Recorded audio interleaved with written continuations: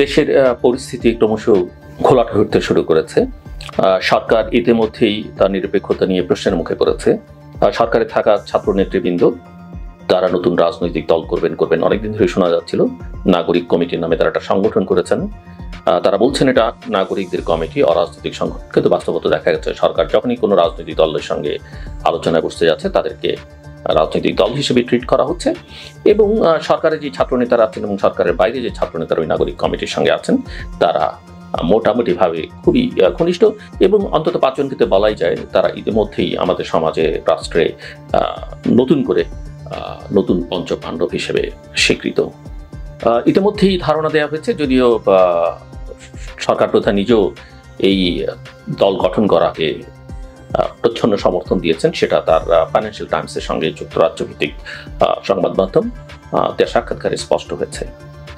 তারপরেও নানা চাপ, এটি নিয়ে নানা প্রশ্ন নানা মহল থেকে উঠতে শুরু করায় সরকারে থাকা 3 ছাত্র নেতার একজন পত্রপত্রিকার খবর অনুযায়ী এই মাসেই পদত্যাগ করবেন। কে করবেন সেটা আমরা জানা যায়নি, আরেকজন জুন মাসে করবেন।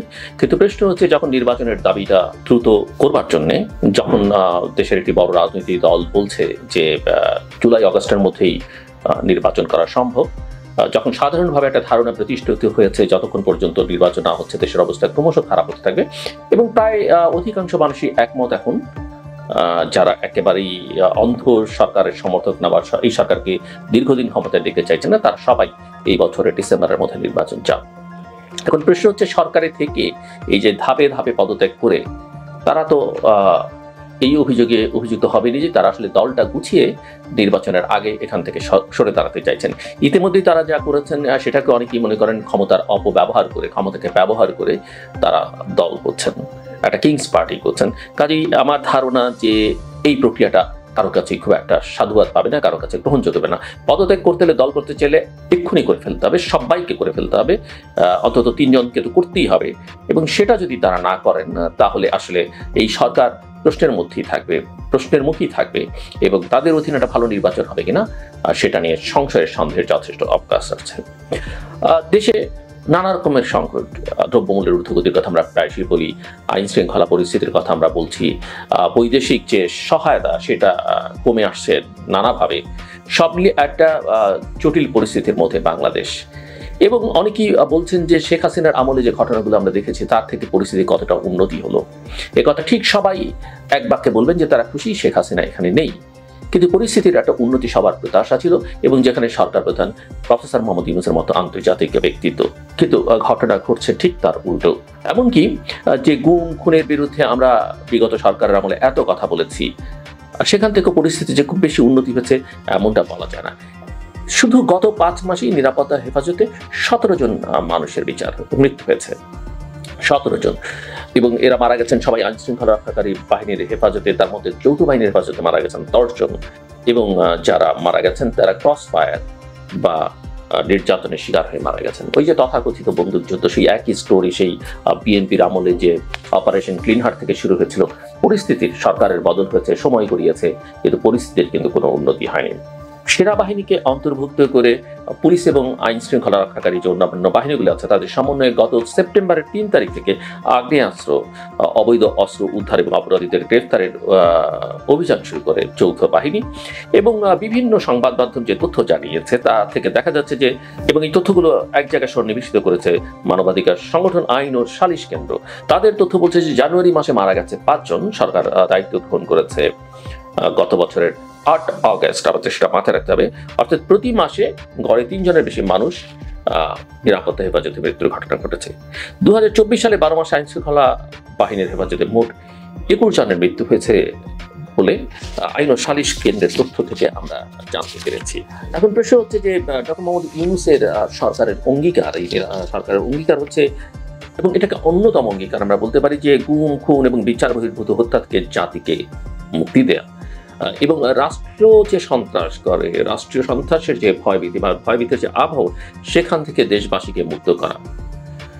কিন্তু আওয়ামী আমলের যে দুঃশাসন সেটারই যদি পুনরাবৃত্তি আমরা দেখি, তাহলে আবারও দেশে নৈরাজ্যের অন্ধকার নেমে আসবে, এবং যেটা নেমে আসতে অলরেডি শুরু হয়েছে। আমরা চারিদিকে মব জাস্টিস দেখছি, আমরা মেয়েদের উপরে অ্যাটাক দেখছি, সেটা সেলিব্রিটি হোক, ফুটবলার হোক, আমরা ইন্ডিজিনিয়াস কমিউনিটির উপরে অ্যাটাক দিচ্ছি, আমরা মাইনরিটিদের উপর অ্যাটাক দিচ্ছি, আমরা সবলের অ্যাটাক দিচ্ছি দুর্বলের উপরে। এবং রাজনৈতিকভাবে এখন যারা ক্ষমতাবান তারা অন্যদের উপরে অন্তত কথাবার্তায় যে জড়া উঠছেন, সামাজিক যোগাযোগ মাধ্যমে একটা স্বাধীন মত প্রকাশ করলে সেই আওয়ামী লীগ আমলের সিআরআই কর্তৃক যে ফ্যাসিলিটেটেড বট অ্যাকাউন্ট সেগুলো ঝাঁপিয়ে পড়তে আমরা দেখছি। যে পরিস্থিতির খুব একটা উন্নতি হয়েছে সেটা বলা যাবে না, এবং এগুলো মানুষের জীবনে নানা রকমের ভীতি তৈরি করে। এবং এই যে কুমিল্লাতে যুবদলের নেতার যে বিচার বহির্ভূত হত্যাকাণ্ড হলো, সেটা সম্পর্কে আমরা দেখলাম প্রধান উপদেষ্টার দপ্তর আইএসপিআর বিবৃতি দিচ্ছে। কিন্তু বাস্তব সত্য হচ্ছে যে এই সরকারের আমলেও হেফাজতে মৃত্যুর ঘটনা ঘটেছে। আওয়ামী লীগ আমলে 24 সালে আওয়ামী লীগ এবং এই সরকারের আমল মিলিয়ে মৃত্যুর ঘটনা ঘটেছিল 12 মাসে 21 জনের, এবং সেখান থেকে এই পরিস্থিতি গত 5 মাসে 17 জন। খুবই উদ্বেগের বিষয় এবং উৎকণ্ঠার বিষয়। কিন্তু এই যে কুমিল্লার ঘটনা, যুবদল নেতার মৃত্যুর ঘটনা, এর বাইরে কিন্তু আরো যে ঘটনা ঘটছে সেগুলো নিয়ে কিন্তু আমরা আইএসপিআর কিংবা পুলিশের কিংবা সরকারের কোনো বিবৃতি বা বক্তব্য কিন্তু আমরা পাইনি। আমরা এখন পর্যন্ত এই সব ঘটনায় জড়িত কারো বিরুদ্ধে কোনো ব্যবস্থা গ্রহণ করতে দেখিনি, কাউকে গ্রেপ্তার করতে দেখিনি। এবং আর গত 18 বছরে তো অনেক হত্যা হয়েছে, অনেক বিচার বহির্ভূত হত্যাকাণ্ড, অনেক গুম হয়েছে, সেগুলোকেও কিন্তু আমরা সেই অর্থে বিচারের আওতায় আনতে দেখছি না, বরং দেখছি আমরা ছোটখাটো বিষয় নিয়ে এর বিরুদ্ধে ওর বিরুদ্ধে নানান পেশাজীবীদের বিরুদ্ধে নানা রকমের অভিযোগ।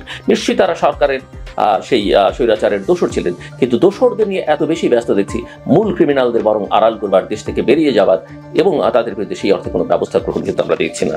এবং এর কথা আমাদের বলতেই হবে যে সরকারের কাজ, আমরা চেষ্টা করছি, আমরা বিবৃতি দিলাম, আমরা নিন্দা জানিয়েছি, এগুলোর মধ্যে সীমাবদ্ধ রাখতে হবে না। জনগণ ব্যবস্থা দেখতে চায়, যেই সরকার থাকুক কেন, প্রফেসর ইউনূস, হাসিনা, খালেদা বা অন্য কেউ, মানুষ সরকারে যে থাকবেন তার কাছে ব্যবস্থাটা দেখতে চায়।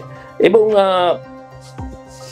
এই যে সরকারের গুম কমিশন যেটা করেছে, সেই গুম কমিশনের যুক্ত থাকা ব্যক্তিবর্গও কিন্তু বলছেন যেসব তথ্য উপাত্ত পাওয়া যাচ্ছে তাতে বিচার বহির্ভূত হত্যাকাণ্ড করছে, এবং এটা মানবাধিকারের চরম লঙ্ঘন। তো মানবাধিকার পরিস্থিতির কোনো কিন্তু উন্নতি হয়নি, বরং দেশে একটা চরম ভয়ের ভয় সংস্কৃতি তৈরিছে।